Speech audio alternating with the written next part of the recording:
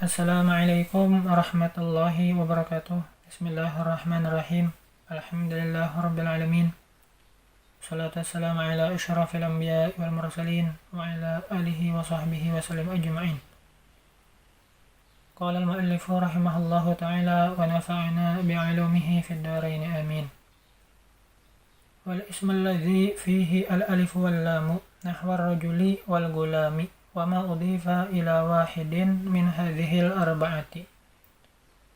Wal ismu alladhi fihi al-alif wal lam, dan isim yang dimasuki alif lam. Nahwa ar-rajuli wal gulami, contohnya seperti kalimat ar-rajulu dan al-gulamu. Ar-rajulu dan al-gulamu di situ ada alif lamnya. Ini masih terkait pembahasan tentang isim ma'rifah. Jadi di antara isim-isim ma'rifah itu adalah isim yang dimasuki alif lam. Jadi ar-rajulu dan al-gulamu itu adalah isim ma'rifah. Sebab kenapa menjadi isim ma'rifah? Karena ada dimasuki alif lam. Wa ma udhifa ila wahidin min hadhil arba'ati. Dan isim-isim ma di situ termasuk isim mubham. Masih perlu ditafsirkan makna ma itu apa. Ma itu kalau dicari di kamus artinya sesuatu apa? Sesuatu isim-isim. Dan isim-isim yang disandarkan itu isim kepada salah satu dari yang empat. Apa itu yang empat? Kembali kepada penjelasan sebelumnya. Isim-isim ma'rifah itu ada 5. Di antaranya isim alam, isim domir, isim mubham, isim yang dimasuki alif lam. Ada 4 jumlahnya. Ada 4 jumlahnya. Dan wama udhifa ila wahidin ini urutan yang kelima dalam pembahasan isim ma'rifah. Baik, kita lihat tulisan yang berwarna merah. Isim itu apabila ditinjau dari segi ta'yin, ditentukan atau tidak ditentukan kalimat tersebut, maka terbagi menjadi 2. Ada isim nakirah, ada isim ma'rifah. Apa itu isim nakirah? Isim nakirah itu adalah kata umum. Kata yang belum ditentukan maksudnya. Contohnya, gulamun, anak laki-laki. Anak laki-laki itu masih kata umum. Kenapa? Anak laki-laki banyak. Ada anak laki-laki yang bernama Zaid. Ada anak laki-laki yang bernama Udin. Ada anak laki-laki yang bernama Mahmud. Yang mana yang engkau maksud masih belum ditentukan. Masih kata umum. Itu maksud daripada isim nakirah. Dan alamat isim nakirah biasanya diantaranya tanpa dimasuki alif lam. Kalau dimasuki alif lam bukan isim nakirah lagi namanya, maka berubah namanya menjadi isim ma'rifah. Itu tadi maksud daripada isim nakirah. Sekarang kita berpindah kepada isim ma'rifah. Apa itu isim ma'rifah? Isim ma'rifah itu kata khusus. Artinya maksudnya tertentu. Contohnya al-gulamu, kalimat yang sama akan tetapi maknanya berbeda. Al-gulamu di situ anak laki-laki itu. Nah, ketika bertambah itu, maksud daripada ma'rifah tertentu di sini artinya sudah dapat ditentukan, dipahami maksud yang tersirat dari kalimat tersebut adalah anak yang bernama Udin. Dan ini hanya dipahami oleh mutakallim dan mukhatab. Jadi yang namanya isim ma'rifah ini adalah isim yang sudah ditentukan maksud maknanya. Yang sudah tahu telah ditentukan siapa antara lawan bicara dan orang yang diajak bicara. Nah, kita ambil dalam contoh kalam misalnya. Ja'a gulamun. Saya sedang ngobrol atau bicara dengan Udin. Terus saya memberikan informasi. Din, ja'a gulamun. Telah datang seorang anak laki-laki. Nah, ini menggunakan kalimat gulamun tanpa dimasuki alif lam. Tanpa dimasuki alif lam. Berarti antara saya dan si Udin itu belum menentukan maksud daripada anak laki-laki itu siapa. Artinya saya dan si Udin belum tahu siapa. Ja'a gulamun, telah datang seorang anak laki-laki. Siapa? Identitasnya dari mana? Anak siapa? Berasal dari mana? Kami belum tahu. Ja'a gulamun. Akan tetapi itu kalimatnya menggunakan isim nakirah ya, belum ditentukan, masih kata umum. Akan tetapi ketika saya berbicara dengan menggunakan alif lam, ja'al gulamu, telah datang seorang anak laki-laki.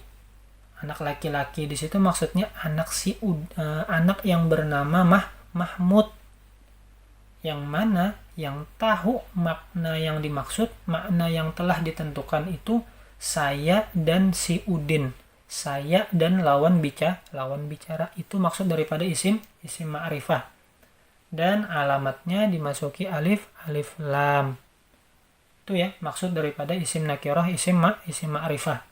Isim nakirah itu masih kata umum, isim ma'rifah itu sudah kata khusus. Contohnya isim nakirah itu misalnya rajulun laki-laki. Laki-laki banyak. Ada Zaid, Bakar, Ali. Itu semuanya laki-laki. Akan tetapi ketika ditambahkan ar-rajulu, maka ar-rajulu di situ sudah ditentukan. Yang mana makna yang telah ditentukan itu diketahui oleh mutakallim dan mukhatab. Diketahui oleh pembicara, kata ganti orang pertama, dan mukhatab. Lawan bicara, kata ganti orang kedua. Itu isim nakirah dan isim ma'rifah. Nah, wa ma udhifa ila wahidin min hadhil arba'ah, dan isim-isim yang disandarkan kepada salah satu dari yang 4. Yang 4 itu apa? Isim alam, isim domir, isim mubham, dukhulu, isim dukhul alif lam, isim yang dimasuki alif lam. Contohnya Gulamu Zaidin, anak laki-laki Zaid, artinya anak Zaid yang berjenis kelamin laki-laki.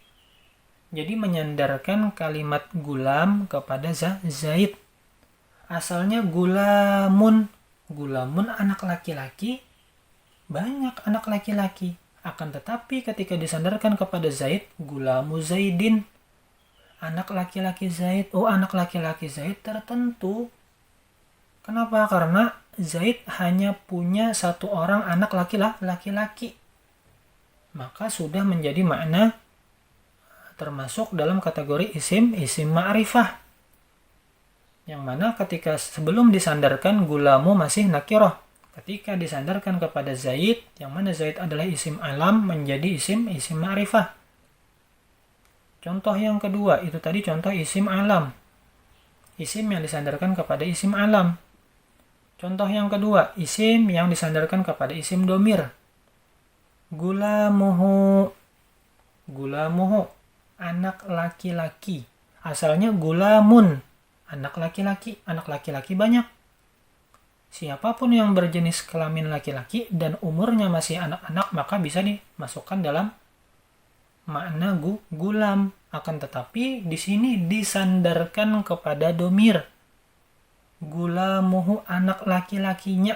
Nya di situ pasti sudah dipahami oleh mutakalim dan mukhatab, antara pembicara dan lawan bicara. Nya di situ maksudnya tentu adalah sudah diketahui keduanya. Nya di situ kembali kepada Zaid.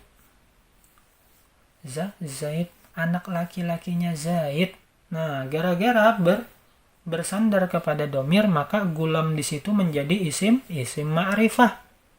Kenapa? Karena maknanya sudah khusus, sudah tertentu. Gara-gara apa? Gara-gara beridofah, bersandar kepada isim domir.